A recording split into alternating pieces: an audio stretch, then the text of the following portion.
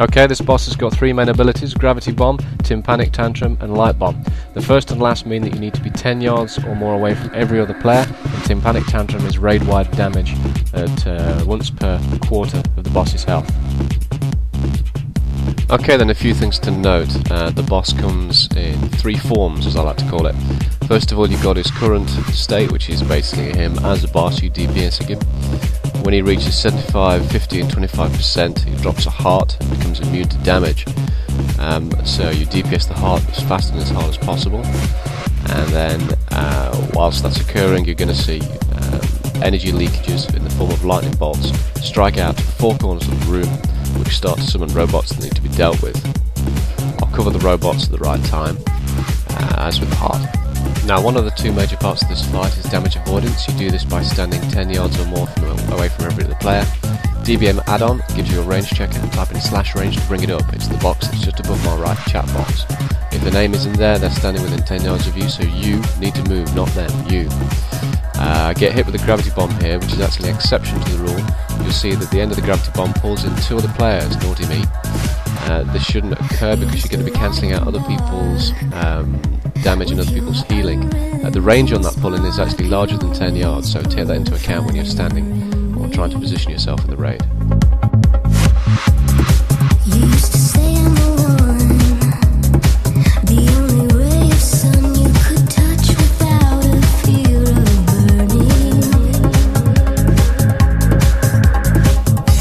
Right, time for the Tympanic Tantrum. You notice it starts damaging everybody in the raid. You need to keep yourself alive at this time. Make sure your hands are close to a health pot or a health stone. Don't rely on the healers. If you're getting too low, you're the only person that's going to keep yourself alive, so make sure you do that. Right, phase 2, time to DPS that heart. He becomes immune to damage. You drop your cooldowns or fire off your cooldowns and do as much damage to that heart as possible. You do double damage, so enjoy the nice high numbers, and all that damage is reflected back onto the boss in the next phase, so it's crucial that you get the heart down as low as possible. Okay, at this point you can see that the lightning bolts have been going out and robots have been summoned at each of the 4 corners. There are scrap bots, boom bots and pummelers to deal with. Scrap bots and boom bots you take out, and in this instance I felt that the top left corner needed assistance, so I went there before going to my assigned corner, you'll be assigned, which was the rear left. So scrap bots and boom bots you take out, you can see my light coming in now. You also get pummelers, which are big guys. You can see one just coming in there. Try not to get the pummeler in your AoE, otherwise you're going to get killed. I got lucky on this attempt, as you can see. You're looking to freeze them, slow them down, and to take them out before they reach the boss. Scrap bots kill the boss. Boom bots will blow. Excuse me. Boom bots will blow up when they reach the boss, wiping out your melee. Make sure you don't stand near to a boom bot when you kill it, otherwise it's going to take you out as well. After you've got rid of these robots, the off-tanks will continue tanking the pummelers, and we'll begin to phase 1 again. Depending how well you did on the heart, the boss may now sit at the next phase 2. Voila! You'll see in this instance that we actually managed to skip an entire phase 1, which is the whole point of the fight, by damaging the heart, go straight to phase 2 and carry on again. With any luck you only get to take out the boss once, which is in the first quarter. As we blow our cooldowns in the first, on the first heart, it's actually harder to get the second and third heart as low as you can, but try your best and it will save a lot of time because you've got a 6-minute enrage timer and it goes fast.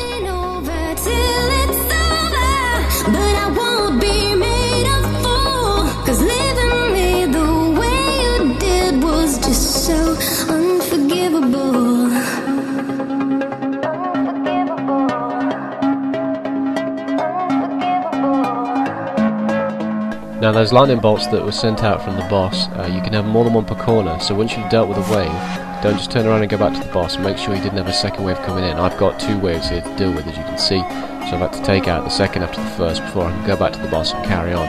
Letting those slip through will wipe the raid.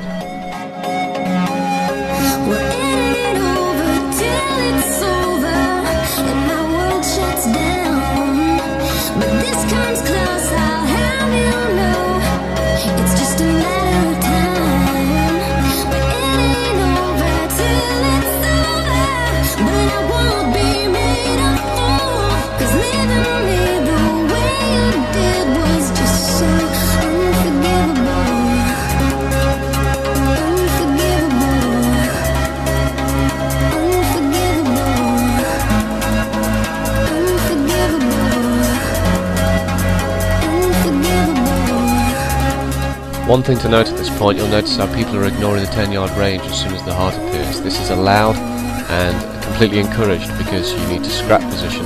The boss is no longer firing gravity bombs or light bombs at you. You need to go all out on that heart, so you get into range, into position, you don't move until you can get the heart as low as you can, or you need to divert your attention to the incoming robots.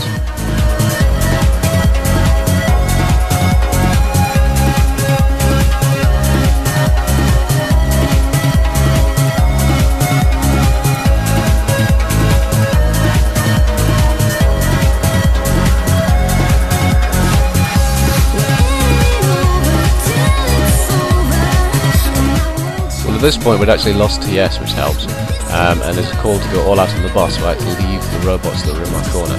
However, you'll notice as I move to DPS the boss, the robots are still coming in, and to be honest, if they reach the boss they're still going to wipe the raid, because the value of health that they can give to the boss is greater than the DPS I can cause at the same time.